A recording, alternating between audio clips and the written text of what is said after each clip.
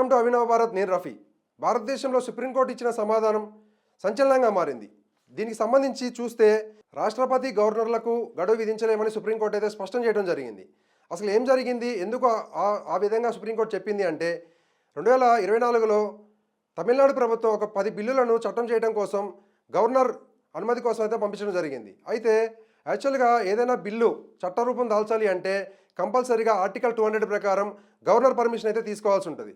అయితే ఆ టైంలో తమిళనాడు ప్రభుత్వం ఆర్ఎన్ రవి గవర్నర్కు బిల్లును పంపించడం జరిగింది. అప్పుడు ఆర్టికల్ 200 ప్రకారం గవర్నర్కు ఉన్న అధికారాలు ఏంటంటే బిల్లును ఆమోదించవచ్చు, లేదు మంచిగా లేదు అని చెప్పేసి తిరస్కరించవచ్చు, వెనకకి అసెంబ్లీకి పంపించవచ్చు. కానీ ఆ సమయంలో గవర్నర్ అలాంటి డిసిషన్ ఏమీ తీసుకోకుండా ఆ బిల్లులను హోల్డ్ చేయడం అయితే జరిగింది. ఇలా సుదీర్ఘ కాలం పాటు హోల్డ్ చేయడం వల్ల వాళ్ళు ఏదైతే బిల్లులు పంపించి చట్టరూపం దాల్చాలని భావించారో తమిళనాడు ప్రభుత్వం, అది జరగలేదు.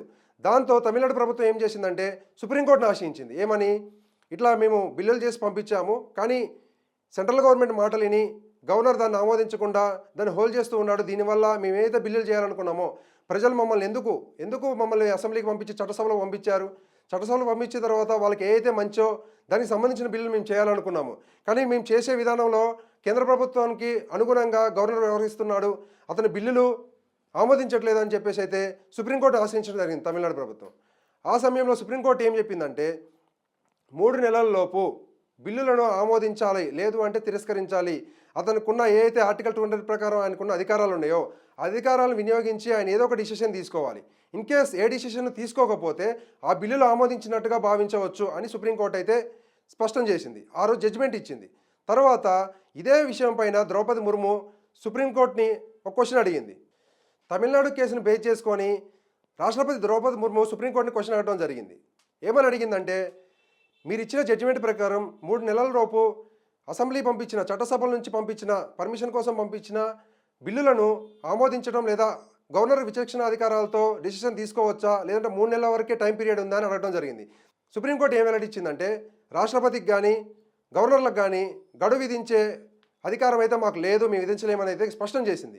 ఇది క్లియర్గా ఉంది. ఇంకో వర్షన్ ఏం చెప్పిందంటే కోర్టు, గవర్నర్ దగ్గరికి బిల్లులు వచ్చినప్పుడు ఏదో ఒక డిసిషన్ అయితే కొంతకాలం, ఇంత టైం అని ఏం లేదు, కానీ సుదీర్ఘకాలం అంటే ఎక్కువ కాలం బిల్లులను హోల్డ్ చేయడం వల్ల బిల్లులు చట్టరూపం దాల్చవు. కాబట్టి అలాంటి సందర్భంలో కోర్టులను ఆశ్రయించినప్పుడు పరిమితులకు లోబడి, అంటే కోర్టు ఏం చెప్తుంది, సుప్రీంకోర్టు ఏం చెప్తుంది, పరిమితులకు లోబడి ఆ బిల్లులపైన న్యాయ సమీక్ష చేసే అవకాశం ఉంది.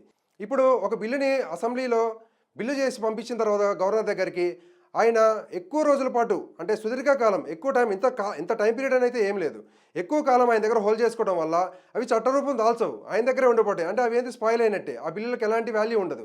ఏం చెప్పిందంటే సుప్రీంకోర్టు, అయితే బిల్లును ఆమోదించాలి, లేదు అంటే మళ్ళీ వెనకకి అసెంబ్లీకి పంపాలి, అంతేగాని ఎక్కువ రోజులు హోల్డ్ చేసుకుంటే, ఎక్కువ రోజులు ఆయన దగ్గరే పెట్టుకుంటే న్యాయ సమీక్ష కిందకు వస్తుంది అని అయితే స్పష్టం చేయడం జరిగింది.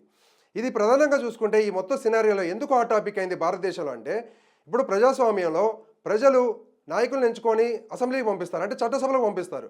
చట్టసభలకు పంపించినప్పుడు చట్టసభల్లో ప్రజలకు ఏదైతే మంచో, ఏదైతే ప్రజలకు ఉపయోగపడుతుందో అలాంటి విషయాలపైన చట్టాలు చేయడం కోసమే ప్రజాప్రతినిధులను అక్కడ పంపిస్తారు, ఎమ్మెల్యేలని. అలాంటి సందర్భంలో ప్రజల కోసం ఆలోచించి వాళ్ళ కోసం చట్టాలు చేయాలి అని ఏదైతే అసెంబ్లీ నిర్ణయిస్తుందో ఆ నిర్ణయాన్ని గవర్నర్ పంపించినప్పుడు ఆర్టికల్ 200 ప్రకారం ఆయన అంగీకరించకపోతే, అది అలా బిల్లుని ఆమోదించిన సందర్భంలో ఆ బిల్లు అనేది ముందుకెళ్ళదు, ప్రజలకు ఏదైతే మేలు చేయాలనుకున్నారో ప్రజాప్రతినిధులు అది వర్కౌట్ అవ్వదు. కాబట్టి సుప్రీంకోర్టు అయితే న్యాయ సమీక్ష కిందకి తీసుకోవచ్చు అని చెప్పింది. ఇక్కడ ప్రజల్లో కూడా ఏముందంటే అభిప్రాయం, కొన్ని రాజకీయ పార్టీలు, అంటే ఏదైతే అధికారంలో ఉన్నాయో రాజకీయ పార్టీలు అవి ఏం చెప్తున్నాయి అంటే, ఇప్పుడు గవర్నర్ ప్రత్యక్షంగా చూసుకుంటే రాష్ట్రపతితో నియమింపబడతారు, కానీ పరోక్షంగా చూసుకుంటే కేంద్ర ప్రభుత్వం ఆధ్వర్యంలో పనిచేస్తాడనేది అయితే ఒక వాదన ఉన్నది.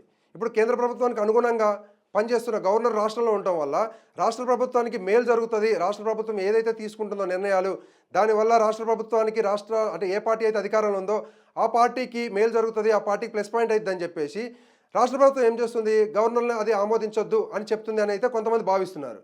ఇప్పుడు ఏదైతే అది సెంట్రల్ గవర్నమెంట్లో ఉన్న పార్టీ కాకుండా ఇప్పుడు తమిళనాడు కానీ, తమిళనాడులో వేరే పార్టీ ఉంది అధికారంలో, తెలంగాణలో వేరే పార్టీ ఉంది, ఇట్లా వేరే వేరే పార్టీలు ఉన్నప్పుడు వాళ్ళు తీసుకునే డెసిషన్స్, వాళ్ళు చేయాలనుకున్న చట్టాలు ఇవన్నీ ఆమోదించకపోతే కేంద్ర ప్రభుత్వం ప్రజల వల్లే గవర్నర్లు ఆమోదించట్లేదు అని అయితే బలంగా వాళ్ళు ప్రజల్లోకి తీసుకెళ్తున్నారు. ప్రజల అభిప్రాయం కూడా అదే ఉంది.